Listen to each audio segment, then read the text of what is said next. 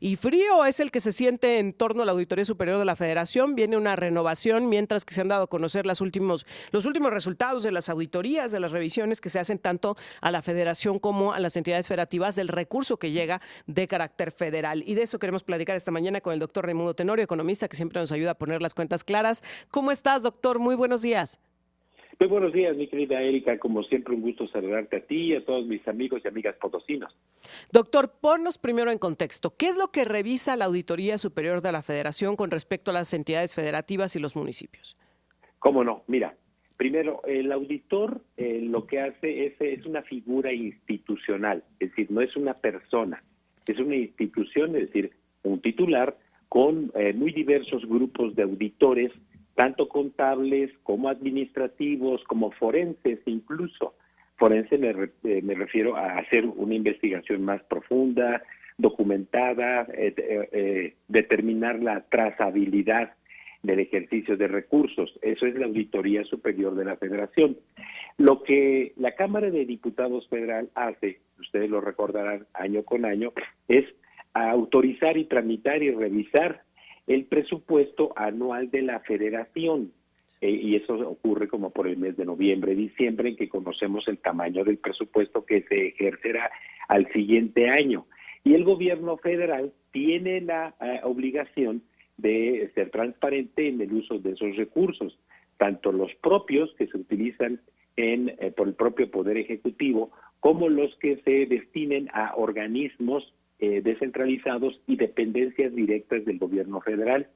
Pero también como el gobierno federal centraliza todos los recursos que se asignan a estados y a municipios, y además de que los estados y municipios, ya lo sabemos, tienen sus propios recursos, los recursos de los municipios y las entidades federativas que son los propios, es decir, los que captan por predio, los que son captados por derechos, obligaciones, etcétera. Esos no son auditados, no son revisados por esta figura institucional de la Auditoría Superior de la Federación. Lo que hace la auditoría es que al ser un organismo nombrado por la Cámara de Diputados para que audite justamente el ejercicio de los recursos públicos, entonces estos auditores documentan todos aquellos recursos federalizados, es decir, los que se destinan a las entidades federativas, a los municipios, en complemento a lo que ellos también tienen directamente, como también los del Poder Ejecutivo. Y ahí es donde año con año, aunque con un retraso exactamente de un año, lo hace semestralmente, ¿verdad? Pero ahorita ya se hace el ejercicio de informar todo el año 2024. Lo que hace esta auditoría es que presenta a la Cámara de Diputados, y en consecuencia, como la Cámara de Diputados es el pueblo, pues nos informamos nosotros a través de esos documentos que son públicos, en donde no hay transparencia en el uso de recursos públicos. Y entonces, bueno, pues vemos ahí, por ejemplo, que si lo que se revisa son 414 mil millones de pesos, no se revisa el 100%, es una muestra, no se revisa todo, porque entonces tendríamos una burocracia tremenda. Se hace un muestreo y se observaron 65.700 y pico millones de pesos en dependencias, gobiernos estatales, gobierno federal y municipios que reciben recursos federales y que no están debidamente justificados. Vaya, la auditoría no acusa ni señala que se deban llevar al ámbito penal el mal ejercicio de los recursos. Quien procede, en este caso, son los poderes ejecutivos. Entonces el auditor pues observó ahí que dependencias como Petróleos Mexicanos, como la Comisión Federal de Electricidad, como el programa Bienestar Social, aquel INSABI que existió, etcétera, tienen observación de no clarificar los recursos. A nivel estatal, los gobiernos del Estado de México y el Estado de Chiapas están en el top de los estados, más observados en cuanto al uso de recursos. Ahora, doctor, varios cuestionamientos al respecto. Primero, precisamente hay varios órganos que han sido observados y que presentan observaciones, pues digamos, bastante considerables, sobre todo en el manejo del recurso. Para el caso de San Luis Potosí, no solo hay observaciones, sino además hay un señalamiento sobre el tema del endeudamiento, que acá se nos ha dicho no es grave, no hay nada de qué preocuparse, pero ¿cómo está San Luis Potosí en esta revisión del uso de los recursos federales? Sí, en términos del uso de los recursos federales, repito, tienen observación de todos aquellos conocidos como los ramos federales, el 28, el 33, que son recursos que se destinan a cajones específicos, sobre todo de educación, salud, bienestar social. No son recursos que las entidades federativas, en este caso San Luis Potosí, estén revisándose recursos, por ejemplo, del pago de nóminas. Sí. ¿De acuerdo? De los burócratas de San Luis Potosí. Ni de pensiones, ni de nada de este rubro. Exacto, no, nada de eso.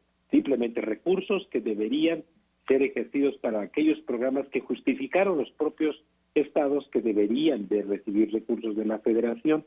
Y entonces, bueno, pues tenemos también que la auditoría lo que hace es vigilar que el nivel de endeudamiento de las entidades federativas no rebase sus capacidades de pago y hace recomendaciones. La auditoría no dice a los bancos, fundamentalmente, ya no le presten a San Luis Potosí. No, hace observaciones y dice, pues aquí aguas, porque ya su capacidad de endeudamiento no les da ni para pagar con los recursos federales que reciben, ni con los propios recursos.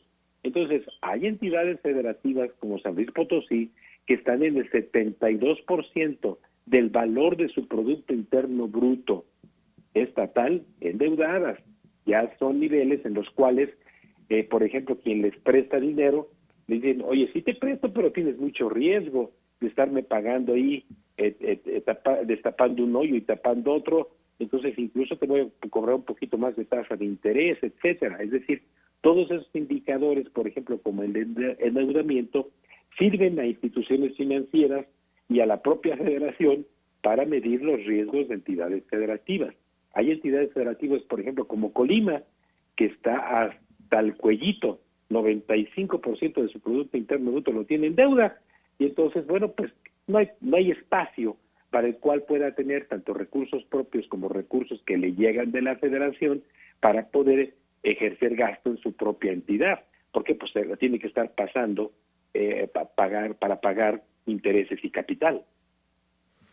Ahora, esta observación, ¿qué es lo que refleja sobre el manejo de los recursos? Es decir, ¿es bueno o es malo tener deuda? Te lo pregunto de manera muy clara, doctor, a estos niveles. No es malo. No es malo tener deuda siempre y cuando esta deuda, de acuerdo a la propia Constitución, tanto a nivel federal como a nivel de los estados y municipios, esa deuda se traduzca en adquisición de activos fijos, en infraestructura, en desarrollo de caminos, de puentes, es decir, de obra que le esté regresando fundamentalmente a la población en términos de bienestar. Es decir, la deuda no es mala, es como si usted que me está escuchando en su casa, se va a endeudar para mandar remodelar el baño, para comprar un nuevo calentador, quizás para comprar un electrodoméstico, no es malo porque es patrimonio, son bienes que le van a durar a usted de 2 a 30 años. Entonces, aquí lo que conviene es que usted sepa que si el gobierno estatal se está endeudando, lo haga con fines patrimoniales, no con fines de endeudarse para estar pagando deuda pasada, para estar pagando sueldos altísimos y además también para desviar recursos.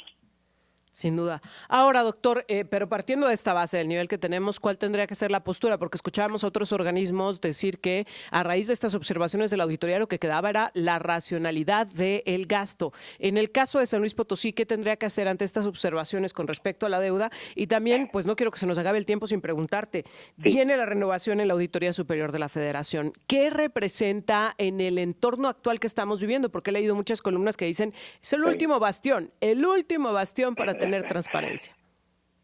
Mira, primero, yo lo he dicho aquí desde hace 17 o 18 años en este espacio, aguas. ¿Verdad? Para gastar bien hay que recaudar mejor. Si no hay una política fiscal de reforma local, es decir, a nivel de municipio, a nivel de estado, no va a ocurrir ningún cambio.